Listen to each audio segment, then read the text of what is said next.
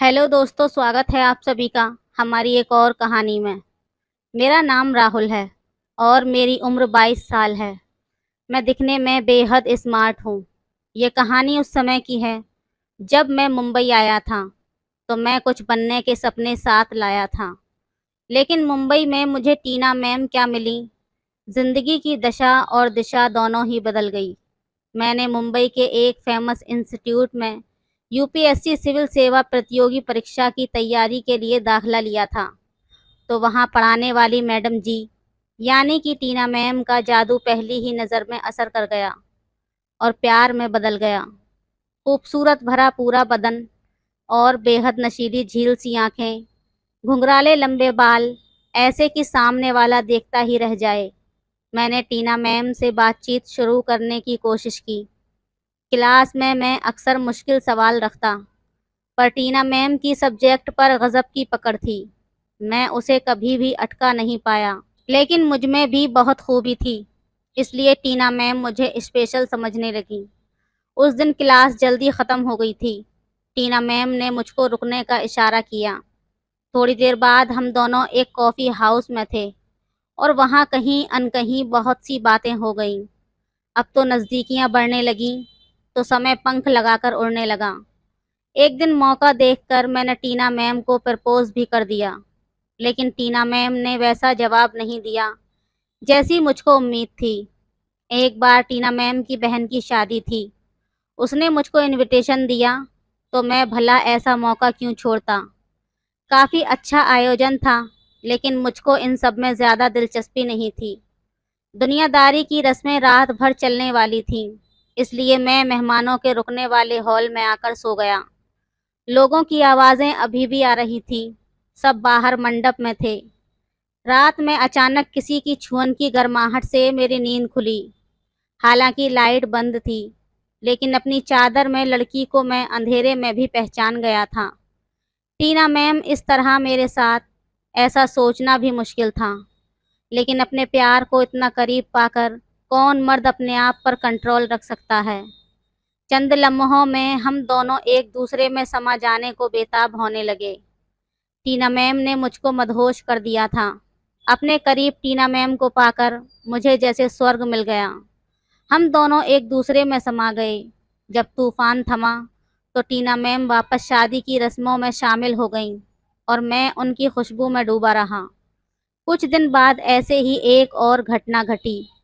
हुआ यूं कि तेज बारिश थी। रास्ते से गुजरते समय मैंने टीना मैम को रोड पर खड़ा हुआ देखा, तो मैंने फौरन उनके नज़दीक पहुंचकर अपनी मोटरसाइकिल रोकी। हम दोनों उस पर सवार होकर घूमने निकल गए। टीना मैम को रोमांचक की ज़िंदगी पसंद थी, इसलिए इस मौके का लुत्फ़ उठाना चाहती थी। बारिश का मज़ा रोमांस में बदल रहा था। प्यार में शराबोर हम घंटों सड़कों पर घूमते रहे। मेरी और टीना मैम की कहानी ऐसे ही आगे बढ़ती रही थी। तभी अचानक इस कहानी में एक मोड़ आया। टीना मैम ने मुझको होटल में बुलाया। डिनर की पार्टी अब तक की सब पार्टियों से अलग थी। टीना मैम की खूबसूरती आज जानलेवा महसूस हो रही थी। उन्होंने कहा, राहुल, तुम्हारे लिए स्पेशल ट्रीट है। मैंने मुस्कुराकर टीना मैम से कहा, आखिर किस खुशी में, जो स्पेशल ट्रीट दे रही हो। टीना मैम ने कहा, मुझे नई नौकरी मिल गई है, फरीदाबाद में, आईपीएस अधिकारी की। मेरा तो दिल टूट गया था ये सुनकर कि टीना मैम को सरकारी नौकरी मिल गई है। इसका मतलब उनकी जुदाई भी थी। मैंने दुखी लहजे में टीना मैम को जुदाई का दर्द सुनाया। टीना मैम ने मुस्कुराते हुए कहा, वादा करो तुम पहले कंपटीशन पास करोगे, नौकरी मिलने के बाद ही मुझसे मिलने आओगे, उससे पहले नहीं। और ना ही मुझे फ़ोन करोगे और ना ही मुझसे चैटिंग करोगे। मैं तुम्हारी टीचर रही हूँ, इसलिए मुझे ये गिफ्ट दोगे। फिर हम दोनों शादी करेंगे और एक नई ज़िंदगी, एक नई प्रेम कहानी शुरू करेंगे। मैं तुम्हारा इंतज़ार करूँगी।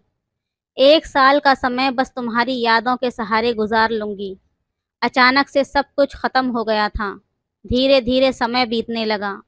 मैंने अपना वादा तोड़कर टीना मैम को कई बार फ़ोन भी किए, लेकिन उसने मीठी मीठी बातों से मुझे पढ़ाई पर ध्यान देने को कहा। मुझको भी ये बात चुभ गई। अब पूरा समय मैं अपनी पढ़ाई पर ध्यान देने लगा। प्यार में बड़ी ताकत होती है, इसलिए मोहब्बत की कोशिश इंसान से कोई भी काम करा लेती है।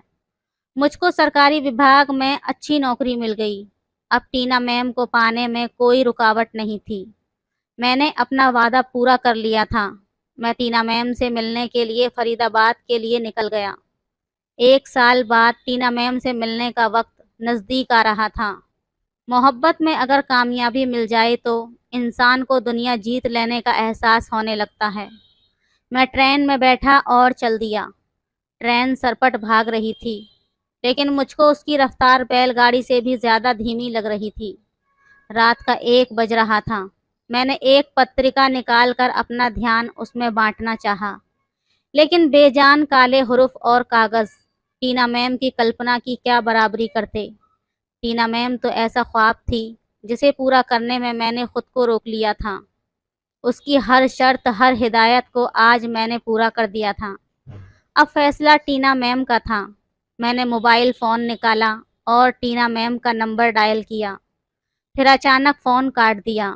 मुझे याद आया कि टीना मैम ने यही तो कहा था कि जब सच में कुछ बन जाओ तब मोहब्बत को पाने की बात करना, उससे पहले नहीं।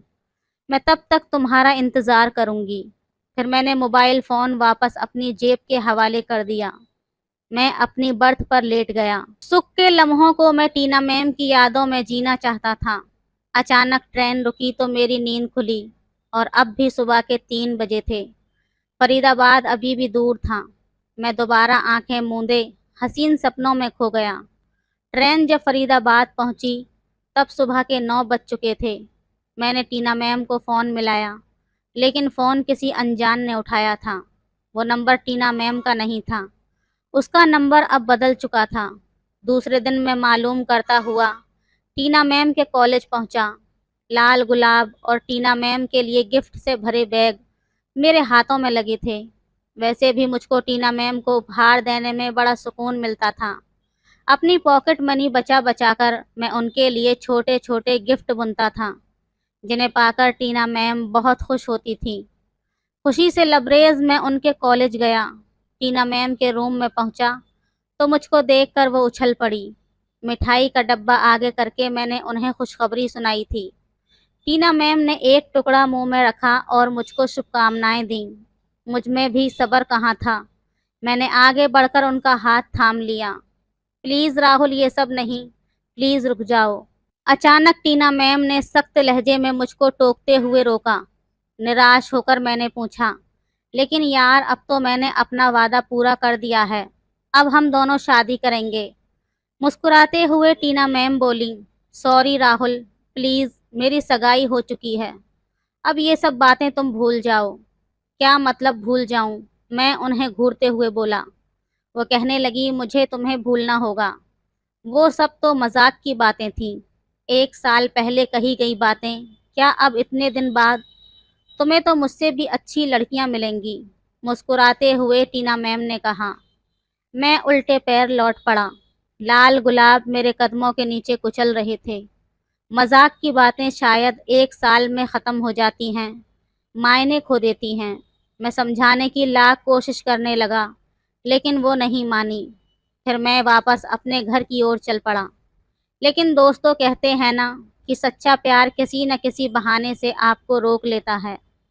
फिर टीना मैम ने मुझे पीछे से इशारा किया और बोली, रुको, मुझे थोड़ा वक्त चाहिए।